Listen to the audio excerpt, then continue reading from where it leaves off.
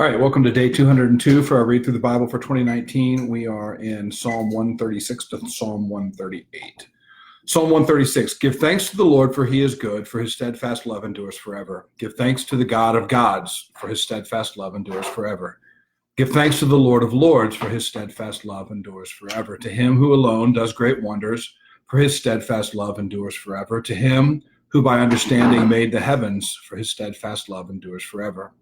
To him who spread out the earth above the waters, for his steadfast love endures forever. To him who made the great lights, for his steadfast love endures forever. The sun to rule over the day, for his steadfast love endures forever. The moon and stars to rule over the night, for his steadfast love endures forever. To him who struck down the firstborn of Egypt, for his steadfast love endures forever, and brought Israel out from among them, for his steadfast love endures forever. With a strong hand and an outstretched arm, for his steadfast love endures forever.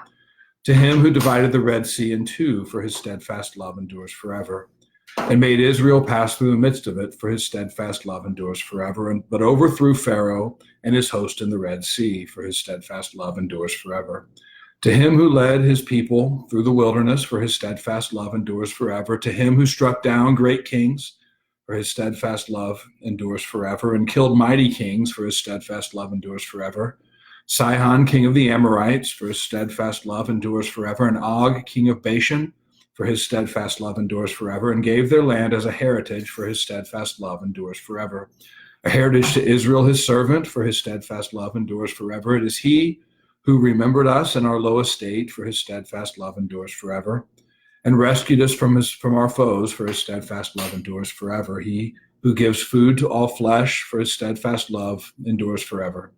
Give thanks to the God of heaven, for his steadfast love endures forever. Now, can you imagine, what do you think the main theme of that psalm is? Two, can you imagine how that might sound if it were performed, recited, etc., by the choir and those who are called upon to lead in the worship in this time? Psalm 137. By the waters of Babylon, there we sat down and wept. When we remembered Zion, on the willows there we hung up our lyres, for there our captors required of us songs, and our tormentors mirth, saying, sing us one of the songs of Zion. How shall we sing the Lord's song in a foreign land? If I forget you, O Jerusalem, let my right hand forget its skill. Let my tongue stick to the roof of my mouth if I do not remember you, if I do not set Jerusalem above my highest joy. Remember, O Lord, against the Edomites, the day of Jerusalem, how they said, lay it bare down to its foundations. O daughter of Babylon, doomed to be destroyed, blessed shall he be who repays you with what you have done to us. Blessed shall he be who takes your little ones and dashes them against the rock. It's vivid. Chapter 138. I give thanks, O Lord, with my whole heart. Before the gods I sing your praise. I bow down toward your holy temple and give thanks to your name for your steadfast love and your faithfulness, for you have exalted above all things your name and your word. On the day I called, you answered me. My strength of soul you increased. All the kings of the earth shall give you thanks, O Lord, for they have heard the words of your mouth, and they shall sing of the ways of the Lord, for great is the glory of the Lord.